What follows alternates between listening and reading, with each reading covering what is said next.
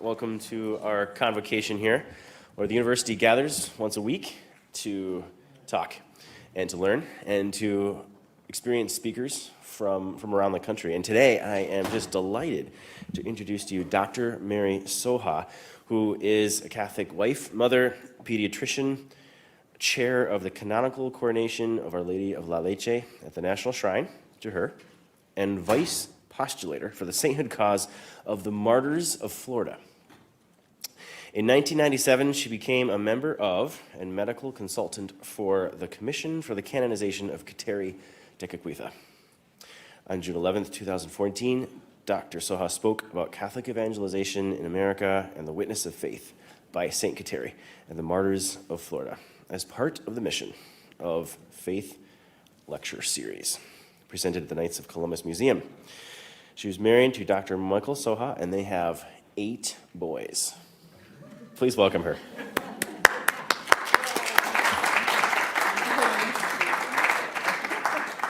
An empathetic voice already. Good. So I want to bring you a little gift from our diocese. Our diocese is the Diocese of St. Augustine. And so just a little something to get us in the mood here. To fall in love with God is the greatest romance. To seek him, the greatest adventure. To find him, the greatest human achievement. So this is kind of a story of Catholic history that's little known or almost unknown in most of America. And as you find studying Catholic history, you find how many people work very hard to keep what Catholics contributed to the formation of this country out of the public eye. So this morning I want to thank Dr. Stewart for inviting me in the University of Mary and also the Bismarck Legatus organization that brought me here from Florida today. You all have a prayer card, right? So in good Catholic fashion, we'll start with a prayer. A little background on this prayer. This was written by a Timucua Indian prior to 1635. And it explains so beautifully and with such depth his understanding of the real presence of Christ in the Eucharist. So the title of the prayer is the Prayer to Mary after Communion. In the name of the Father, and of the Son, and of the Holy Spirit. Amen. O my Holy Mary, I believe that your Son, my Lord, who is in heaven, resides entirely in the host after the priest has consecrated it, even though it may be very small or in pieces. Although I do not merit it, because I have been and am a sinner, I have confessed the best I can to cleanse my soul and give him a clean dwelling, though poor, and my body as well, since I have neither eaten nor drank anything. But yes, certainly this is little preparation to receive such a great Lord. I come to you, my Queen and Lady. I beg you, his mother, pray that he pardons me and receives me as yours. Save me from further offending him. And after this life, may he raise me up to heaven with you, where I may see him together with you and all the holy men and women. Amen. Jesus. All right. So I'm just going to read a little bit from my notes, but I want this to be fairly casual because this is a lot of new information. And if you have a question, if you'll just raise your hand or blurt it out, I'm comfortable with that. After 8 boys, I'm used to a lot of blurting, so this will be fine. As an undergraduate student, I remember history as being taught as a timeline of people, events, places, that politics of a particular era were complex, and that Catholics usually did it wrong. We didn't learn about saints in history class, only in religion class. I knew what I believed as a young Catholic, that we are a people of love, understanding, patience, and forgiveness. And I always wondered, if Catholics then believed like I believe today, how could they be described in history as being so evil? Then I discovered that there was such a person as a sacred historian, someone who looked at the history of man as the story of salvation, and someone who was not afraid to show the direct intervention of God in human history, either through others or divine grace itself. This morning, I hope we all become sacred historians as we learn to make our past a pilgrimage. So during my talks, I usually give little commercials every now and then. So get ready. This is the first commercial. I'm not selling anything. But okay, where did the word Indian come from? Go ahead, blurt it out. Go ahead. No, but close. That's a good thing. It's a Spanish word, right? Most people around the country, I asked them where the word Indian came from, and of course, what did they all say? Columbus thought he landed in India, so he called them Indians, and that's what most young kids in America are taught today. But the word really came from the Spanish word indigeros, which means indigenous ones.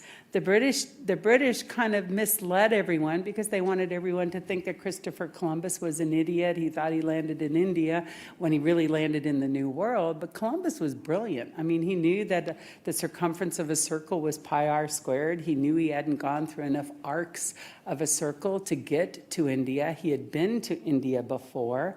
So the word he used when he landed in San Salvador was indigeros, or indigenous ones. So first commercial down. You guys did great. Tertullian, in his work called the Apologeticus, when he's directly addressing the Roman Empire, he states, "The blood of the martyrs is the seed of the church. We, as Catholic Christians, are not a new philosophy, but a divine revelation. Our early Catholic history is rooted in La Florida. It's home of the Florida mission chain, the oldest continuously operating city in the U.S., and the home of the first Marian shrine, the Shrine to Our Lady of La Leche, in the United States." Before I begin with the history of La Florida, let's start with a little Spanish history first. As the Spanish made their way through the Caribbean, Central, and South America, they began to distance themselves both from their monarchs and their faith. Power, greed, cruelty, and slavery outweighed the precious gift of faith that the missionaries and all Spaniards were tasked to bring to the native people in kindness and charity. Native people of these regions often saw the fullness of the Catholic faith, but seeing how the Spaniards lived out this faith caused them great confusion. Without the divine intervention of Our Lady of Guadalupe in 1531, Bishop Zumarraga was sure that Christendom would be lost, both on the Yucatan Peninsula and in Europe, because due to the atrocities and everything that was happening within the Reformation. A funny little fact I found while getting ready for this, another commercial, most of the history books, that are used as primers in high school state that during the Reformation, 9 million Catholics left the Catholic Church. And it's true, but it's not the complete truth. 5 million Catholics left to form different denominations. 4 million Catholics were killed defending their Catholic faith. So yes, while it's true that 9 million people left the church, they didn't all leave willingly. Within 5 years after Our Lady of Guadalupe's miraculous appearance, 9 million Nahuatl people, often traveling long distances, came to Mexico requesting baptism. Bishop Las Casas, a Dominican who had been in the military, owned and traded Native Americans in the slave trade, had a major conversion after seeing the cruelty of other Spaniards toward the Caribbean native people. He became the first priest ordained in the New World. He went on to become a bishop and the formal protector of the Indians. In 1537, he stressed with the clergy that they should preach the gospel to all men and treat them as equals. He also asserted that conversion must be voluntary and must be based on knowledge and understanding of the faith, as well as allow for the cultural expression of the gospel. Despite these directives and the warnings to the laity against their cruelty and neglect of the Indians, the situation continued to worsen. In 1542, Las Casas wrote the king about his concern for the divine punishment of Spain if these atrocities continues.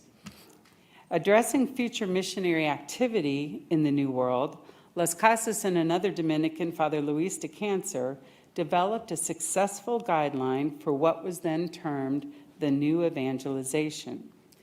They stated that for evangelization to take place, the missionaries had to be willing to learn the language, the culture, and the currency or the value system of the people they were going to minister to. And lastly, they had to be willing to go out one or two at a time without military protection or presence. And this was huge. No parochial priests here, right? Okay, good, because that took out all the parochial priests, no protection. This new evangelization was accepted by the King of Spain and Pope Paul III, and would much later influence the missionary efforts of the French Jesuits in the New York and Canada area and the Benedictines right here in your own Northwest. Also, because of all the atrocities done to the native people by the previous explorers, the king declared La Florida off limits to military and private explorations until the faith could be offered to the native people without exposing them to the immoral lifestyles of many in the military. Dominicans, Jesuits, Franciscans, and the Order of St. John all responded to this call. Through these clergy and Spaniards who were specially picked because of their true devotion to their Catholic faith, the seed of the faith was planted in La Florida. So La Florida, I use that word instead of saying Florida because for Spain, La Florida represented all the land from Miami north to the Chesapeake Bay and west to the Mississippi. So that when I say La Florida, we have to remember this is before the United States was formed, so there were no states, no borders. I would like to present our early Catholic history in the context of the mission chain of La Florida and the martyrs of La Florida. The time period we'll look at today is from 1549 to 1715, and then we'll take a brief look at 1715 to 1762, when Florida was ceded to England. The life of the Florida mission chain is divided into three periods or three epochs. The initial missionary period, which is the 16th century, the expansion of the missionary period, which takes in the 17th century, and then the destruction and collapse of the mission chain, which is the early 18th century. Before Menendez and the founding of St. Augustine in 1565, Father Luis de Cancer, who worked with Bishop Las Casas, wanted to bring the new evangelization to La Florida. Unfortunately, the captain of his ship intentionally brought him to the west coast of Florida instead of the east coast of Florida. On the west coast of Florida is where De Soto had landed years earlier and had spread many indignities upon the Tocobaga tribes in that area, and they still had a very long memory. Father de Cancer, Father Diego, and Brother Fuentes, the three Dominicans that were left in West Florida, over the course of several months, were martyred even while trying to catechize. So this event ended the Dominican involvement in La Florida. For 2 years prior to the actual landing of Menendez, he himself had planned a purely missionary trip to La Florida. He would finance it himself. He had become a very good friend of the Jesuit order, which was brand new, beginning in 1540, and he wanted the Jesuits to lay the foundation of the church here. However, when the Spanish crown learned that the French Huguenots had already landed, built Fort Caroline at the mouth of the St. John's River, north of St. Augustine, were encouraging the native people there to denounce Catholicism in anticipation of the Spanish missions, and they had made plans to organize piracy of the Spanish trade routes from South America.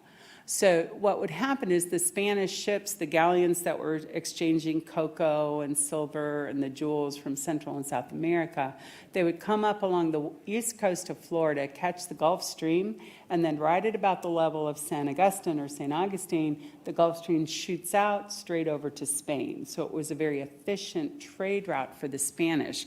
At this time, after England and France had learned how lucrative all of the exports for Spain were out of Central and South America, they actually initiated legal piracy by certain men within both France and England.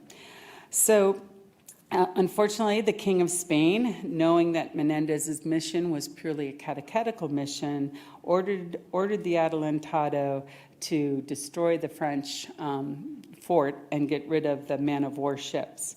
So Menendez had to change his objectives. He did accomplish his military objectives, but then he returned to his primary mission of evangelization. Menendez landed in St. Augustine on September 8, 1565, and he claimed the land in nombre de Dios, in the name of God. He never claimed the land for Spain. He claimed the land under the protection of Spain. Right after he landed, he kissed the cross that Father Lopez held, and he kissed the priest's vestments. The Timucua Indians in the city of Saloy, which was in the location of where he landed, recognized the sacredness of the event, and they imitated all that they saw, including participating in the Mass itself. And we'll get a little more into that in a few minutes. Father Pedro Martinez was one of the first Jesuits to come to La Florida. He was a well-educated man. He was known as the athlete priest and a very good friend of St. Francis Borgia.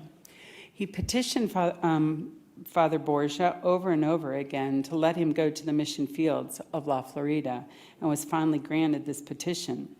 On his voyage over to La Florida, he became known as the man who could turn sailors into saints.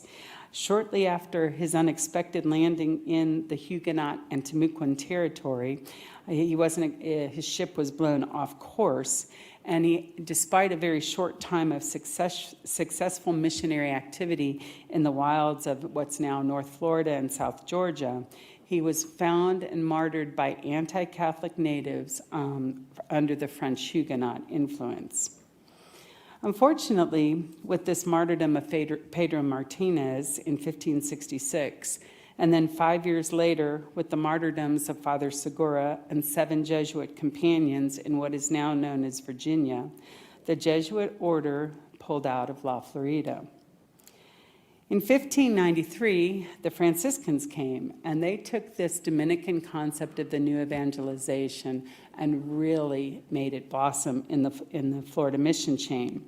By 1597, there were at least 15 missions along the coast of La Florida, 6 of them in a nation known as the Guali Nation. The Guali natives were very freely accepting of Catholicism. And remember, Catholicism was an option. There was not a forced a conversion here. So there were 6 very strong missions in the Guali Nation. However, 2 disgruntled sub-chiefs who didn't like the concept of monogamy led a revolt. All 6 mission churches were burned to the ground. 5 of the 6 Franciscans were martyred, and one of the badly beaten Franciscans was rescued by his Christian natives and returned to St. Augustine. And even though you had this much destruction, the Spaniard military in St. Augustine did something totally unique. They sent a messenger when they found out about the murders. They sent a messenger to the chiefs of the Guali Nation saying if they would turn over the people who were responsible for the uprising, that they would have a trial and they would merit out justice. Well, the 8 chiefs that gathered together decided that this was a reasonable request, and so they brought the 2 people in charge of the revolt to St. Augustine. There was a trial, they were hung, and that was the end of it. Do you think that ever would have happened in a British system? I don't think so. During that period from 1597 over the next 6 years, the native people from Guali kept petitioning St. Augustine to send more Franciscans. And by 1606, during the first Episcopal visit to Florida by Bishop Altamirano from Santiago de Cuba, all the mission churches had been rebuilt by the Guali Indians. 1,200 Guali received baptism, and 350 Guali were confirmed during this visit. What a tribute to the early efforts of the Franciscans to share their Catholic faith. Also in 1606, Bishop Altamirano ordained 10 men from the Franciscan Convento of the Immaculata in St. Augustine, the first recorded ordinations in the United States. So by 1606, we had a fully functional seminary. We had 10 men born in St. Augustine to be ordained to the Catholic priesthood. What bishop today wouldn't give their right arm to ordain 10 men at one time, you know? So this is amazing. Okay, another commercial. Can anyone tell me where the first St. Patrick's Day parade was? Just blurt out what you think. I know, it's great. It seems random, doesn't it? I love it. Go ahead. Well, I wouldn't think it'd be at this time period, but more like in New York. Yeah, it kind of flows, right? Yeah, we're talking. The first St. Patrick's Day parade was in 1603 in St. Augustine, Florida, because a large number of the Franciscans, the Spanish Franciscans who came over, were actually Irishmen, and because the seminaries had been closed in Ireland and Scotland by King Henry VIII, if you discerned a vocation to the priesthood, you had to go to France or Spain for seminary. So there you go. Oh, look, they're connecting the dots. I love it. This is another little commercial, but we're talking about the prayer that we just said. We know that prior to 1635, we know that within 2 months of the Spanish landing, the Timucuan people who were gifted linguists had learned to read and write in Spanish. Within 2 months of them landing, we have over 2,000 documents written in the Timucua hand in Timucua language from before the first Europeans ever got here. So that's one of our myth busters in La Florida. Native people were intelligent. They did have a written language. It's just that we didn't pay attention to how they wrote and what they wrote on when we were doing our early historical studies. Last year in Oxford, England, one of our historians was in England doing some research, and he found in their archives the prayer that you have before you today. He also found an original printing written by a Timucuan and entitled "The Mass for Timucuas." So, I mean, all of these things are just starting to come out, and for me, it's the prayer that we found. It's amazing about the timing as we prepare for our own Eucharistic revival here in this country. So we're going into the second epoch now, the expansion of the missions. The 17th century saw a rapid expansion of the mission chain. Certain villages would send representatives to the Franciscan provincials in St. Augustine requesting missionaries to come to their villages. So this is unlike the California mission chain, the evangelization in Central and South America. Here in La Florida, here, meaning me, in La Florida, the Native people requested the priests to come. Remember, Native American spirituality in this corner of the United States, most people believed in a creator God. They believed he was a good God, but they gave him the name Wankantanka, or the Great Mystery. They didn't understand who he was, or who he or she, or what it was. But there, with the exception of several native people, native tribes who went into black magic and the dark side, because every human person has free will and a choice, the majority of the native people in the area we call La Florida were peaceful, believed in a creator God and that he was a good God. And so conversion for these people was like the next step in their spirituality. And the beauty of the Franciscans was that they never told the native people their spirituality was wrong. They said, your spirituality, your belief in a creator is right, and we can bring you to a fullness of that gift. And that's their approach. That's what made it so successful in Florida. Some villages in the Appalachian Nation, which is around present-day Tallahassee and in our panhandle, would go out and erect huge crosses in the woods, knowing which trails the priests would be coming down to do their evangelization. By 1655, there were 36 missions in La Florida, 70 Franciscans, And in Appalachia alone, there were over 26,000 recorded baptisms. That doesn't count the Gwali people, Timucua people, Ais, Paria, Tocobaga, all the other native nations that the Franciscans had already entered. There were skirmishes, for sure, between some of the Spanish military and the Native Americans, but these were very few in compared to the issues of Central and South America. By the late 1600s, there were over 150 missions in all of La Florida. That's a lot. This is hundreds of years before the California mission chain. Okay, another commercial. When the Native Americans in their villages, when they attracted a priest to come into their village, they would sit down with the chief, whether it was a cacica or a cacique, and they would begin the process of catechesis. Once that process was begun in a village, the village became known as a doctrina. After a period of time, and it depended on whether the Indians were an agricultural and sedentary culture or a hunter-gatherer culture, then the priest, along with the chief, would decide, were the people ready to be offered the sacraments? And then once the sacraments were offered, the doctrina became known as a mission. The purpose of becoming a mission for the native people was not to have a priest. There weren't enough priests to go around.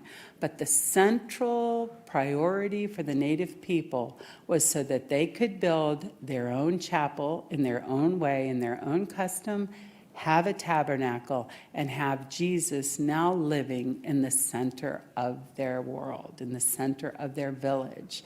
They became a Christocentric people, both physically and spiritually. So to give you an example, a medium-sized village, the community house before Catholicism would be the center of the village.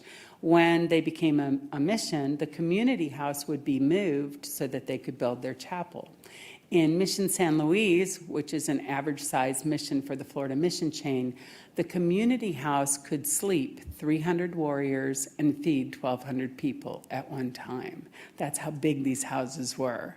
So they've rebuilt Mission San Luis a couple years ago and turned it into a Florida State Park, but it just blows your mind how big this community house is. They also rebuilt the chapel, and it's just amazingly beautiful. But we only have 2 martyrdom events in this expansion of the mission chain. The first one occurred in 1647 outside of Tallahassee, resulted in the loss of 3 Franciscans, 6 of the Lieutenant Governor Claudio de Florencia's family, and 1 unborn child.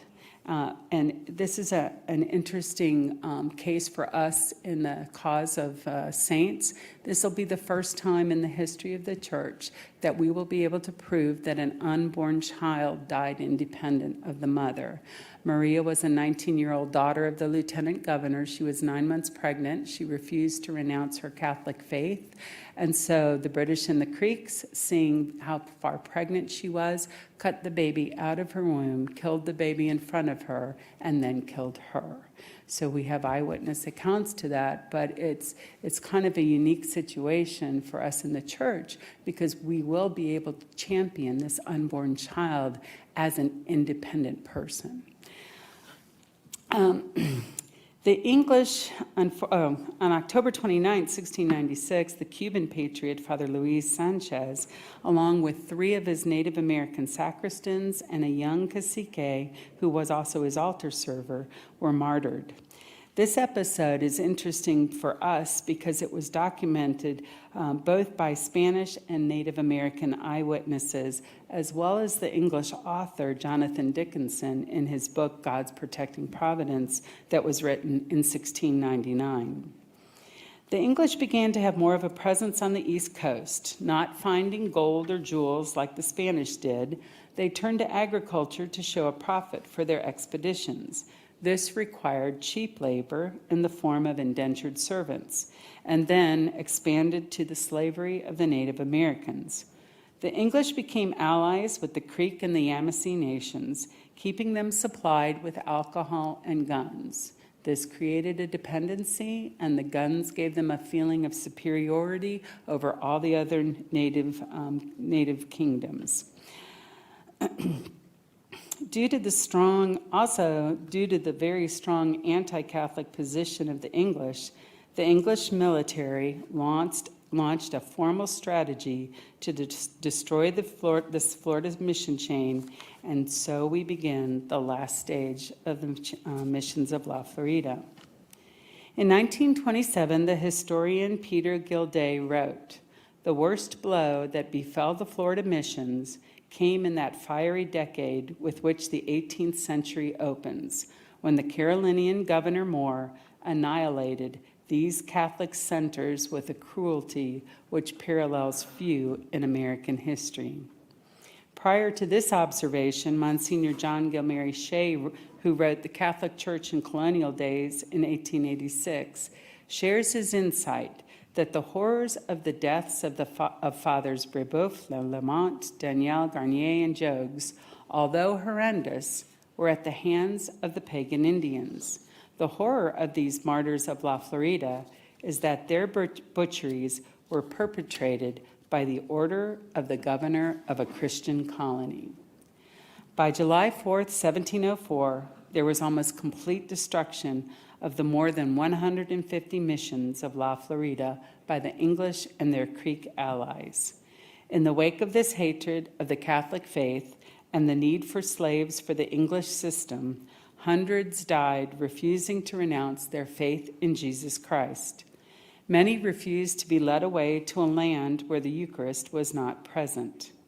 Our lead martyr, Antonio Anija, was a successful catechist himself. He suffered a horrendous martyrdom that lasted at least 8 hours on a cross. He was crucified, tortured, and a fire was put under his feet. His martyrdom, to me, is amazing, because this man was crucified with 2 other chiefs. The fire was lit at the base of the cross. The whole time he's being tortured, the Creek Indians would come up and put huge gashes in the bellies of his muscles and then put the coals in to cauterize it so that he would have a very slow and very painful death. But the whole time he's on the cross, and we have 4 different notarized eyewitness accounts of his martyrdom. The whole time he's on the cross, he's preaching, he's begging his persecutors to stop what they're doing. They're endangering their immortal souls. He's more worried about their immortal soul than he is, being shut down by the fear and the pain of what he's experiencing. He's preaching to the 54 native warriors that were captured with him by the British and forced to watch this martyrdom. He's preaching to them to be strong, to endure, to don't give up on their Catholic faith. So the whole time he's on the cross, he's just filled with this zeal. About 7 hours into it, as his life is leaving his body, and he's definitely dying at this point, he gets this rush, this surge of energy from the cross, and he yells from the cross, "Be strong, my brothers, be strong. Our Lady is here with us. I am gazing into her eyes, and in her eyes I am gaining the strength and endurance that I need to endure this martyrdom. She is here with us, and she will take all of us to heaven." And then he dies. Probably, I think, one of the most remarkable things that anybody being threatened, tortured, put through that kind of a prolonged he never broke. During 8 hours on the cross, he never broke. In 1660, I'm going to go backwards again, because remember, like St. Therese of Avila said, God writes straight with crooked lines. So in 1660, in St. Augustine, Florida, a young man named Augustin Ponce de Leon was born. He became the first priest in the U.S. to be born in the U.S., baptized, ordained in the United States, and he was martyred for the faith in 1705 in St. Augustine while negotiating the release of many of the native people from his own mission that were captured for the slave trade, and while ministering to the injured and dying soldiers that were left in the wake of this English attack. More attacks on the mission churches finished the destruction of the Florida mission chain. Only a few in and around St. Augustine and Pensacola survived. Don Patricio de Hinachuba, the great chief of the Appalachian Nation, and you can find him well documented in academic sources. He was known as the pen pal of the king. He could read and write in Spanish and Latin.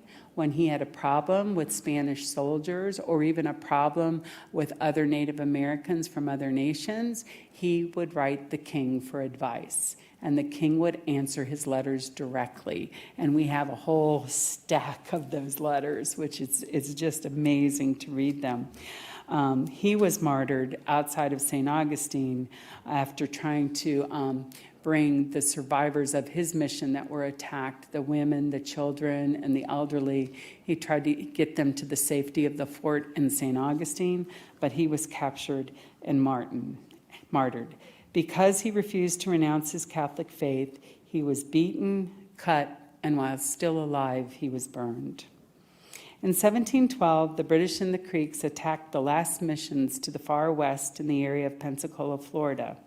Here, Father Felipe Arbales of the Order of San Juan of God, St. John of God, whose spiritual director before coming to Florida was St. John of the Cross. Here he was martyred trying to protect his people. Our last martyr for this period is Father Tiburcio Osores. He was a native of Havana, and an eyewitness account to his martyrdom stated, "He was stripped of his holy habit, enslaved, tortured, and mocked, until, over time, he died of his wounds and neglect." After hearing of the torture and deaths of Antonio Anisia and companions in January 1704, and then the ensuing martyrdoms, King Philip V of Spain, in November of that year, wrote to Pope Clement XI, outlining how these Native Americans, so recently converted and brought to our holy Catholic faith, gave their lives in the name of Jesus Christ, our Redeemer, in imitation of the glorious martyrs of the Church, and that they should merit in their own time the name and veneration of martyr. So that concludes pretty much our Florida mission chain, unfortunately. The period from 1715 to 1762 in La Florida was one of extreme hardships for the Spanish, the clergy, and the Native Americans. Now everyone in Florida relied on supplies from Cuba and Spain, as all the fields and livestock across North Florida had been taken or destroyed by the British. Many runaway slaves, Africans, North Americans of all tribes on the East Coast, and indentured servants from Europe fled to Catholic La Florida. Under the Spanish system in La Florida, anyone who entered Florida was granted full freedom. They had two requirements. They had to swear an oath to the King and Queen of Spain and swear that they would take up arms in their defense. And the second oath was that they had to study the Catechism of the Catholic Church. They did not have to become Catholic. And unfortunately, our history always teaches that you were required to become Catholic, but you weren't. Because in Spain, in this period of time, there was no division of church and state, the state felt that the best way to understand the moral code, the culture of Spain, was to study the Catechism of the Catholic Church. The only reason you had to be Catholic was if you wanted to hold a political rank or a military office. That was the only reason you had to be Catholic. So that's kind of another myth buster. Because Spain granted freedom and protection to anyone who made their way into La Florida, this inflamed the British anger even more, as Spain would not return their property. So more attacks came, more suffering for the people of La Florida. In 1762, Spain gave La Florida back to England in exchange for Cuba, which had been captured earlier. But before Spain left Florida, they emptied Florida out. All the Native Americans were given passage and lands to Cuba, Santo Domingo, and Mexico, and only 600 Catholic Appalachi went west. They're interesting. The 600 Appalachi that went west, we've actually been able to follow their trail through church records. So the very first entry in the Cathedral Parish Book of Mobile is a 7-year-old Tallahassee, Appalachia boy for baptism. So we followed their route through churches. So we went up to Mississippi, etc. So for a brief moment in time here in La Florida, the Catholic life that was led in La Florida did represent the kingdom of God. Men, women, and children who knew Jesus lived knowing the real presence of Christ in the Eucharist and died defending it. Thank you. Whew. Under time. Question and answer time. Wonderful. Thank you very much for that beautiful talk. We have a couple of microphones, please. And so we're recording, so it'd be nice if you can just raise your hand and we'll bring a microphone over to you. So I have a quick question to start with. The woodcut on the prayer card, what's the story there? Timucuan.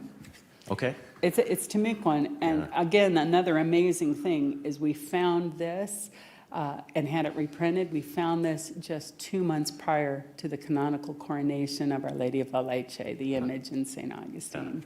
Yeah, talk about God's hand. Yeah, so this is a new holy card that was just created. Well, this is a holy card that we made from the original. From the original, yeah. From sure. the original. Mm-hmm. Yeah, great. Thank you. Other questions? Okay.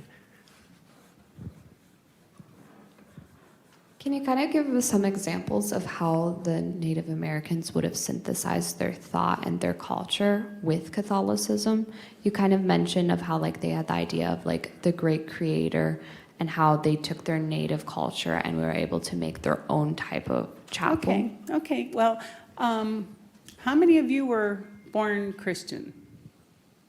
Pretty much everybody, right? Okay, so you all have grown up your whole entire life knowing how to relate to your Creator as a human through Jesus Christ.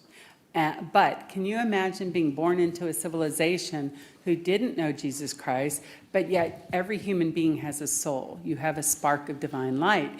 And so when the priests came into these villages, these people were already in touch with this understanding of Creator.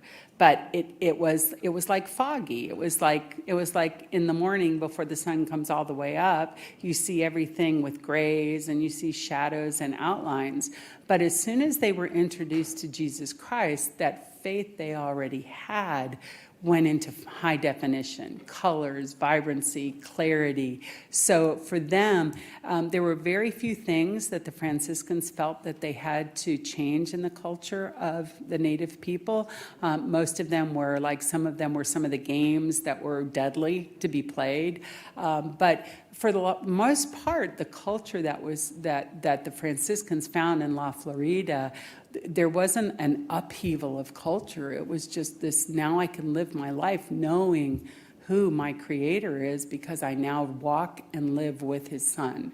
So when the Eucharist was present in the village, these every breath for them was then sacred. They talked to Jesus like you and I are talking now. He was part of their life. It was just an amazing, not a transformation, but this beautiful fulfillment of a faith they already had. I was fascinated what you said about the Native Americans of La Florida requesting missionaries. Yeah. And we have a story in this area like that too. One of the great missionaries up here is Father DeSmet. Mm-hmm. And he would travel from St. Louis up this river and sleep on these banks in a buffalo robe on his way to Montana to the Flathead Indians, who also had requested 4 times, in fact, to get missionaries from St. Louis and finally succeeded. And the joy with which they welcomed those missionaries out into Montana was just an amazing story. So it was an interesting connection between. There's that thread there. Yeah, that that's the right. people who were here were not hostile, were not primitive. They had a belief in a Creator God. And if people in the West, in the Northeast, in the South are requesting more knowledge of God through His Son, Jesus Christ, that's pretty intense. Yeah, that's right. Yeah. Other questions? Thank you. I wanted to clarify. So you mentioned, was I right to understand, some of these tribes had written language prior to European contact? Is that right? Correct. And we have their writings. Mm-hmm. On what material? I don't know, because that's our. We have a linguist that we work with. And he was up in SUNY College, but he's now at the University of Florida, and he just transferred all of those things down. So I haven't really gone down that avenue yet. What form of language of writing is it? Is it alphabetical or?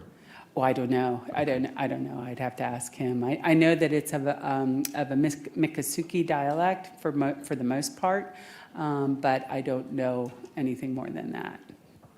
Thank you.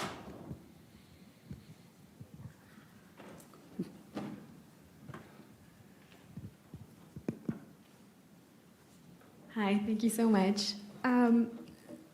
So I remember at some point in your talk, and please correct me if I'm wrong, you said that at one point land was claimed for God, not for Spain, but it still fell under the protection of Spain. Correct.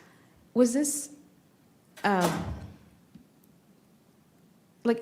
did the Spanish government feel about this? Was this something that they They didn't to- come for ownership. They came to catechize. So Spain didn't come to Florida. Remember, it's Catholic Spain. There's no Right. division of church and state. And so Spain came to catechize and respect the people here. In fact, there's a huge fort in St. Augustine de Castillo. And 3 years ago, when we were doing our research, we found receipts where the King of Spain had paid rent to the people of Saloy, the Temucuans, for the property the fort sits on. So Spain didn't, Native Americans don't have the concept of ownership of land, and so Spain respected that.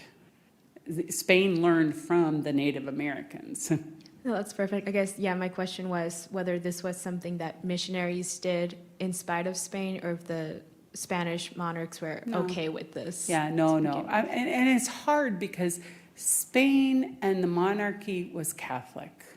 And there were good Catholics and there were not so good Catholics. It's the story of humanity. And my role, my goal when I use history is to make the past a pilgrimage. I try to look and find the people who did it right. It doesn't mean there weren't people out there that did it wrong, but the people who did it right never get talked about. And I want to defend that there were people who were Catholic who did it right. Thank you.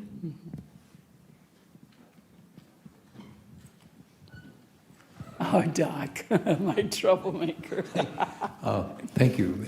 Reading very interesting. Can one still go to where the cross was planted in Florida? Oh, yes. Yeah, we have the Spanish were great about latitude and longitudes and documentation.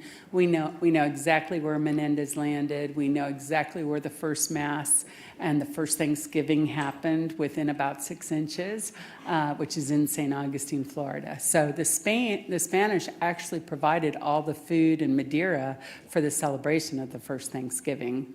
So we like to claim that, 1565.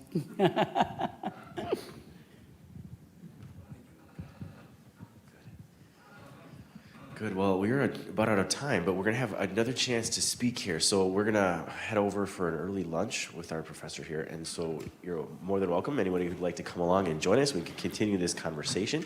So thank you very much once again. And we have some holy cards here to pass out on the way out. Thank you. There's a prayer card.